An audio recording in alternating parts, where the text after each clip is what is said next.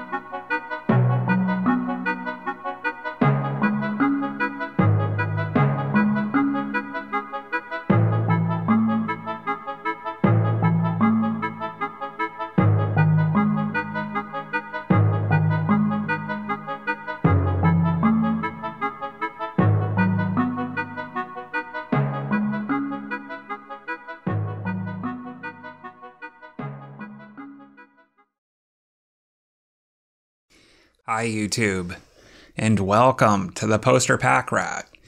If you like video game art as much as I do, then stick around. You might like this channel. If that's true, I hope you click those like and subscribe buttons. I've been a promo collector for 3.5 years, and I've learned a few things I'd like to share. I'm also wanting to catalog my poster collection and promote the goodness of promo collecting. Most of my channel's focus will be on retail posters. These were posters that were hung in shops like Babbage's, Electronics Boutique, and the offices of arcade distributors. They were used to sell products to the masses, and as such they pack a visual punch, meant to hit you square in the amygdala. My long-standing advice is, if you buy a reprint, you're throwing away your money. Originals will always look better and appreciate in value. So let's begin this with a question for everyone familiar with Vandal Hearts. Do you remember if you were a fan of strategy games before or after playing Vandal Hearts? For me, I couldn't touch strategy games until after experiencing Vandal Hearts. Before this game, I thought all strategy games were dull time management simulators, as boring as playing with a pocket calculator.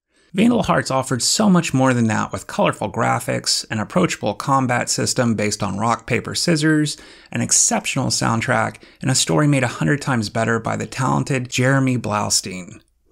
For those who don't know, Jeremy translated Snatcher on the Sega CD and the first Metal Gear Solid on Sony's PlayStation. He did such a great job with Metal Gear that Kojima was irked by him improving his script. No good deed goes unpunished. You can find Jeremy on Twitter, and he's a humble, wonderful person to this day. When it comes to Vandal Hearts, I don't know too much about its development or why it succeeded so well. Maybe it was lightning in a bottle. For sure, it was something its sequel didn't have. My biggest complaint about the sequel is with the drab character portraits. That was art seen throughout the game, and I just don't know how its producers accepted that. So what we have for your visual delight today is a Japanese B2 sized retail poster, and that was a very common poster size for the Japanese market. It's about 28 inches in length. When compared to an American or Western size poster, the B sizing can appear a bit narrow, but it looks fine to me, and I can understand retail shops needing to maximize wall space. Because of their narrowness, they could pack a lot more advertising posters on their walls. I consider the condition of this poster as good to excellent, and the paperweight as light to medium. There's also a satin finish across its front and back. You might notice a slight color difference in the dark burgundy color of the logo. There's a buildup of ink on this logo, and it's the same color used in the frames surrounding the screenshots. When that happens, it almost looks like a layer of plastic on the paper. It's also highly reflective, so the color difference here is due to lighting, and it's all one solid color when viewed in person. Now let's talk poster. As a contrast to last week's R-Type for the PC Engine, here we have a peppering of Japanese text. Unlike R-Type, where Hudson had dipped the entire poster into learned book speak, Konami is letting the art present itself. I also appreciate that the logo has been westernized in English. This is my preferred type of Japanese poster. I'm your typical American who only speaks and reads English, so this poster is perfect for me. Konami could have just changed the release date on this poster, and it would have been visually appealing and effective on me in the United States. In terms of design, we have a lot good and some bad. Let's start with what we don't like so as to get it over with. I'm not a fan of the proportioning seen on this dragon. It seems the artist lost the plot around the ribs and shoulders. In their defense, I'm sure they did the best they could with the time they had. Now on to the good. The placement of this dragon and our three heroes is very well done. We have a scene that reminds us of playing the game. Height and verticality-based combat were used, and the fact that our paladin knight is standing on a square pillar, that reminds me of the square polygon board seen in the game. The characters here may not look as they did from the game, but there are enough elements in regards to their placement and character class that this piece resonates with me and reminds me of Vandal Hearts. I also like that we can't see the faces of these heroes. Similar to Link not having a voice in Nintendo's Zelda, it gives us the opportunity to think of ourselves as these characters, or anyone as these characters. This poster also has screenshots, which increase its resale value. If Konami had the foresight to include an image of the PlayStation console or its controller, that would have heightened the value further. For those who haven't seen this poster before, you might be surprised to see the archer who is hidden on the American box art. Those pesky American censors. I think she looks wonderful, and I'm glad you can see her now in this poster video. Last, we have the street date and price, and they make everything nice. This is a retail poster, not a preview or coming soon type of poster. Date and price were locked for this release.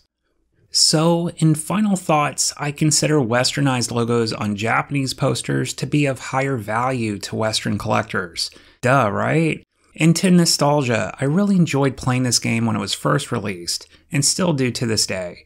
Sometimes the first game in a series is like lightning in a bottle, never to be repeated. And we'll leave it here, promo fans. Thank you all for watching. I'll be back in 1 week after a long night's rest. Bye for now.